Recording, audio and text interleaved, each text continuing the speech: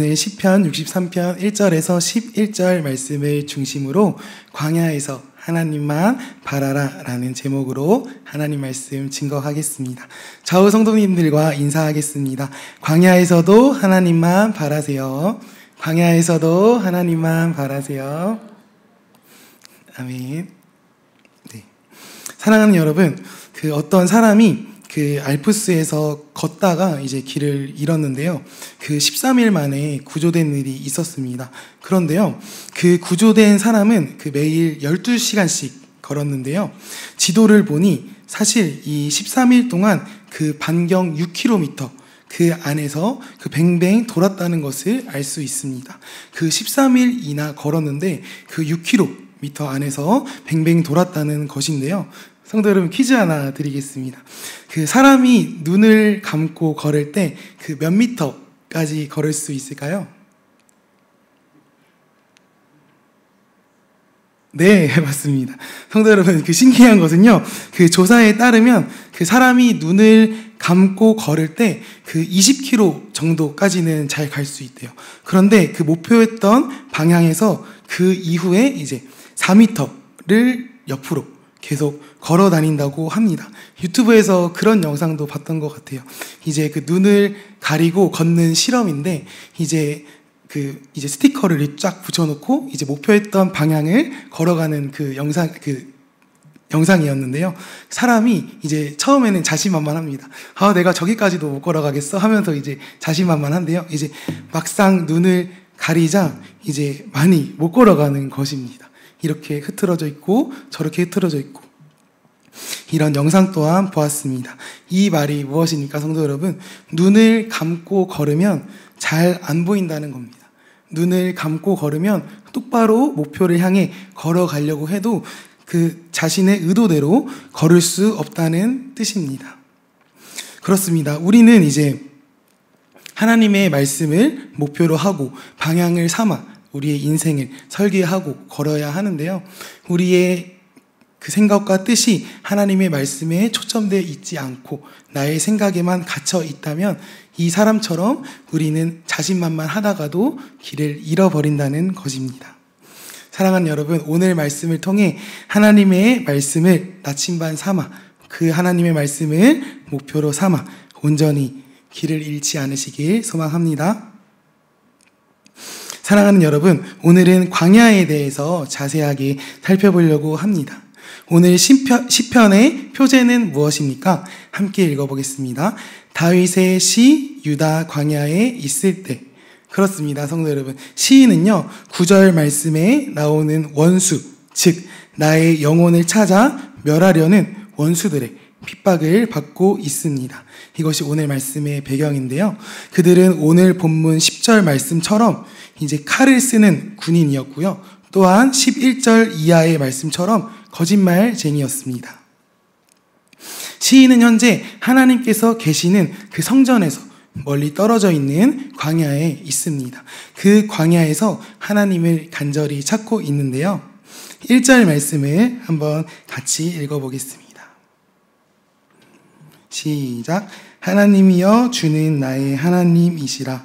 내가 간절히 주를 찾되 물이 없어 마르고 황폐한 땅에서 내 영혼이 주를 갈망하며 내 육체가 주를 앙모하나이다.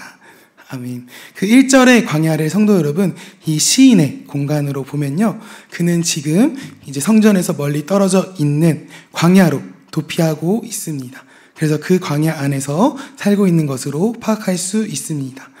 시인은 비록 성전에서 멀리 떨어져 있지만 하나님의 임재를 광야라는 공간에서, 아무것도 없는 광야에서 하나님의 판결을 기다리고 있습니다. 그러면서 성도 여러분 어떻습니까? 최종적으로 원수의 멸망을 확신하고 있습니다. 이러한 배경 가운데 오늘 시편 63편이 쓰여졌습니다.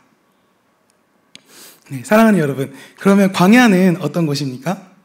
광야는 어떤 곳입니까? 네, 맞습니다. 광야는 아무것도 없고요. 그리고 광야는 나쁜 곳입니다. 왜 나쁜 곳인지 한번 말씀 한 구절 살펴보려고 하는데요. 민수기 20장 5절 말씀을 함께 읽겠습니다. 시작. 너희가 어찌하여 우리를 애굽에서 나오게 하여 이 나쁜 곳으로 인도하였느냐? 이곳에는 파종할 곳이 없고 무화과도 없고 포도도 없고 석류도 없고 마실 물도 없도다. 그렇습니다. 성도 여러분, 광야는 나쁜 곳입니다. 이 광야는 또한 5가지가 없는데요. 무엇이 없습니까? 파종할 곳이 없고 무화과도 없고 포도도 없고 석류도 없고 마실 물도 없는, 정말 아무것도 없는 나쁜 곳이 광야입니다. 하지만 성도 여러분, 이렇게 아무것도 없는 나쁜 곳인 이 광야에서 다윗은 어떻게 하고 있습니까? 하나님 아버지만 바라보고 있습니다. 아까 읽었던 1절에 어떻게 나와 있습니까? 하나님이여 주는 나의 하나님이시라 내가 간절히 주를 찾되. 또 어떻게 나와 있습니까? 그 황폐한 땅에서 내 영혼이 주를 갈망하며 내 육체가 주를 앙모하나이다. 아멘. 그렇습니다. 광야에서 어떤 사람은 정말 맹인처럼 목표도 없이 뱅뱅 돌 수도 있을 것 같고요. 그리고 두 번째로 어떤 사람은 광야에서 하나님을 간절히 찾으며 하나님의 말씀을 나침반 삼아 나아갈 수도 있는 것입니다. 똑같은 공간과 똑같은 상황에서 어떠한 마음으로 하나님께 나아가는지에 따라 우리의 인생이 달라진다는 것입니다. 사랑하는 여러분, 우리의 자리에서 내 영혼이 주를 갈망하십시오. 사랑하는 여러분, 우리의 자리에서 하나님을 앙모하십시오. 우리의 유일한 왕 되시고 우리의 창조주 되신 하나님만 온전히 바라보시길 소망합니다. 그렇습니다. 고난 가운데 우리는 남아있는 힘이 없습니다. 또 어떻습니까? 광야에서 더 이상 기도할 수 있는 힘도 없습니다. 또 광야에서 또 어떻습니까? 내가 정답을 알고 있지만 하나님께 떼를 씁니다. 정답을 알고 있고 어떻게 살아야 될지도 알고 있는데 내 마음이 연약하여 힘이 딸리는 그런 상황도 있습니다. 이럴 때에 우리는 다윗처럼 하나님만 온전히 바라봐야 될 줄로 믿습니다.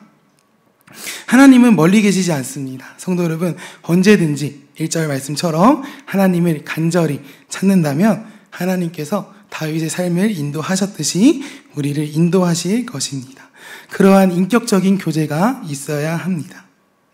사랑하는 여러분, 다음으로 넘어가겠습니다. 다윗은 광야를 2번 경험하는데요. 몇 번 경험한다고요? 2번. 2번 경험하는데 첫 번째는 사울 왕에게 쫓길 때, 그리고 다음으로 두 번째는 아들 압살롬에게 쫓길 때, 이렇게 2번 광야를 겪고 있습니다. 11절 말씀을 한번 읽겠습니다. 시작. 왕은 하나님을 즐거워하리니 주께 맹세한 자마다 자랑할 것이나 거짓말하는 자의 입은 막히리로다. 아멘. 그 11절 말씀에 어떤 게 나와 있죠? 왕이 나와 있습니다. 그러면 제가 처음에 말씀드렸던 2가지 중에 어떤 때입니까?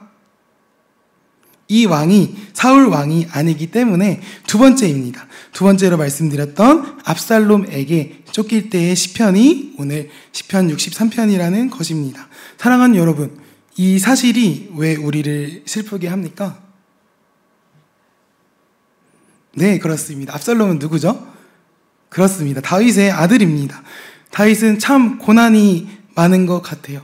특별히 고난도 많이 있지만 강도가 센 고난을 겪는 인물인 것 같습니다. 압살롬은요, 성도 여러분, 다윗의 아들이고 반역한 사람입니다. 그 반역을 피해 광야로 피신해서 쓴 시가 오늘 시편인 것입니다. 다윗이 압살롬에게 쫓겨 광야로 추방되었을 때 성전을 사모하며 썼던 시가 오늘 시편인 것입니다. 사랑하는 여러분, 다윗은 아비로서 숨을 쉴 수도 없는 상황입니다. 그렇지만 성도 여러분, 오늘 본문을 볼 때 어떻습니까? 많이 밝죠. 이런 다윗이 처해 있는 상황에 비해 너무나도 신앙이 좋죠. 그렇습니다. 이렇게 참담한 고난 가운데서도 하나님을 찾았기 때문에 우리는 놀라는 것입니다. 사랑하는 여러분, 오늘의 시는 그 다윗의 처한 시에 비해 너무나도 분위기가 밝고 찬양이 많은 것입니다. 제가 만약 아버지께 반역을 했다면 상상을 못했을 텐데요. 네, 어렸을 때 이제 네, 말을 좀 잘 못 들었습니다. 부모님 말씀을 잘 못 들어서 이제 빗자루로 다스림도 당하고 이제 네, 그랬었는데요. 다윗은 정말 저랑은 다른 것 같습니다. 다윗은 이 어려운 상황 가운데 오늘 본문 5절처럼 고백합니다. 5절 말씀을 함께 읽겠습니다. 시작. 골수와 기름진 것을 먹음과 같이 나의 영혼이 만족할 것이라. 나의 입이 깊은 입술로 주를 찬송하되. 아멘. 골수와 기름진 것을 먹음과 같이, 이 다윗의 고백, 나의 입이 깊은 입술로 주를 찬송한다는 그 고백이 성도 여러분 너무나도 귀한 것입니다. 우리 또한 하나님의 인자하심, 주의 인자하심을 평생토록 찬송드리며 우리의 상황이 비록 어렵고 고난 가운데 있고 때로는 옆에 있는 지체에게 나눌 수 없는 어려운 상황일지라도요, 하나님의 말씀만 나침반 삼아 나아가시길 소망합니다. 다음으로 7절 말씀을 함께 읽겠습니다. 시작. 주는 나의 도움이 되셨음이라. 내가 주의 날개 그늘에서 즐겁게 부르리이다. 아멘. 다윗이 어려움 가운데 일어났던 비결입니다. 주는 나의 도움이 되셨음이라. 광야에서도 주님께서는 다윗의 도움이 되셨습니다. 할렐루야. 이 간절함이, 하나님이 나의 도움이 되신다는 이 신앙 고백이 너무나도 중요한 것입니다. 이러한 어려운 상황 속에 하나님께 온전히 찬송드리며 나아가는 우리가 되길 소망합니다.